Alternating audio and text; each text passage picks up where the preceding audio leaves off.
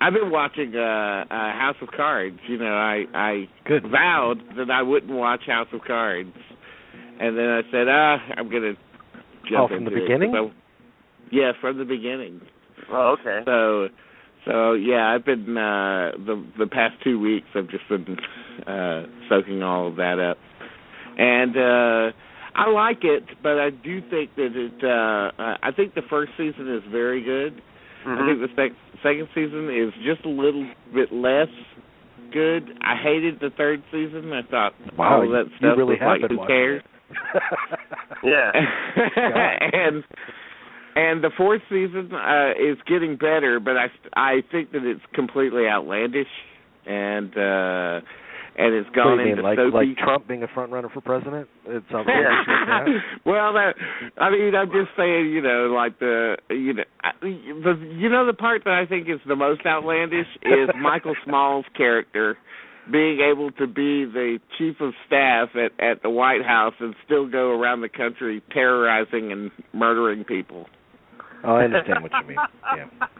I find that a little hard to believe. Like, right. Where's this fucker find the time? I know.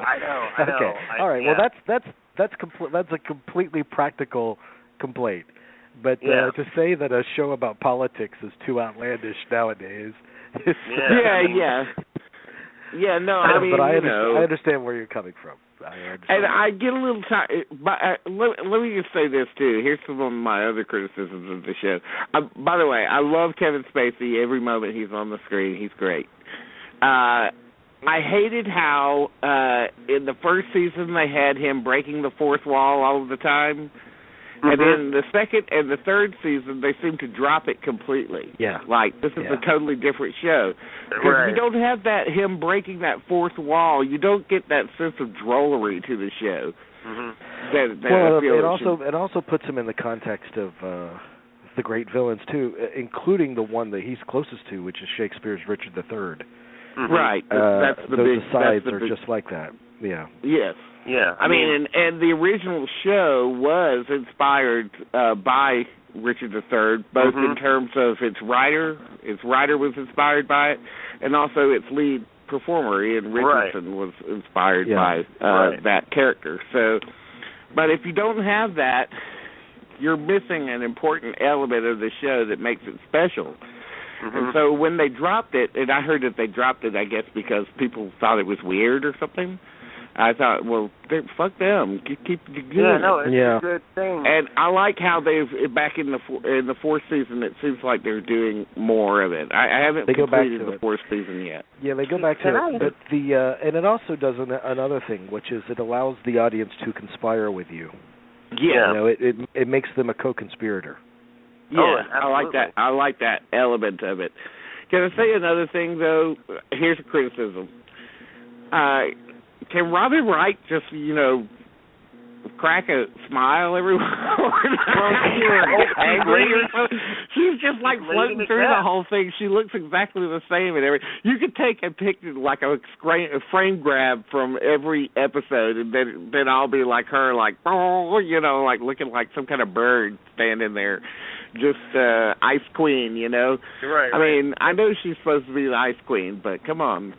I just want to run up and tickle her or something. I think it would be out of character if she were to do that. I mean, she's stuck with what she's written. Dean. I'd love to tickle her on the set, Dean. I'd love to see that. I'd like to just see her just, burst out laughing or something. Yeah, I don't know. I would love to see outtakes then. I know there's got to be some funny outtakes. But, look, guys, about this, especially this last season, man, there's been a lot of chattering about it and about the power couple. And we can cut this out if you want to. But do they seem based on the Clintons, on the popular conception of it as very, politically motivated, conniving, sneaking, conspiring? They have this definitely this season. I noticed it the most. They really based Robin Wright on Hillary. I think so. I definitely. Unavoidable. Just unavoidable. The other thing, though, with everything that's going on right now with Trump and everything, they seem rather tame this season. I'm just saying, they just seem kind of tame in a way. True. But, and I honestly, I just watched it a few weeks ago, but I can't remember. But even within the first few episodes, it is so incredibly relevant and prescient to the issues that we're seeing today in today's campaign. Yeah. And this was filmed way before those events took place, months before. Right. Mm-hmm. But is there something about illegal immigration or something? Or I forget. There's certain issues in those first few episodes where I'm like, man, it's like they wrote something based on what happened last week. Yeah, no, there is that. The only thing that seems for us, but would have been true of any other time, is just the thing with the gas crisis. The prices seem out of date. Oh yeah, right. Where gas was going up to $6 or whatever. That's the one thing. But no, you're right. There are things in there that are, which makes me think. But next season they're going to have a Trump-like character on it. There's no way you can do that show without addressing that. I mean, it has to happen.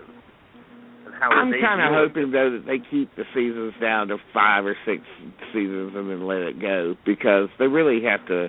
I just get the sense, being a fan of the original shows and the original 3 shows, there were 3 different series, and they were each 4 episodes long, only 4 episodes. Right. So I just feel like they're sort of taffy pulling this story that was rather concise at first, and now they're just pulling it and taffy pulling again. Back to Bill Clinton. They're just here's another one, milking it, and close, I but wish no we cigar. could just move on.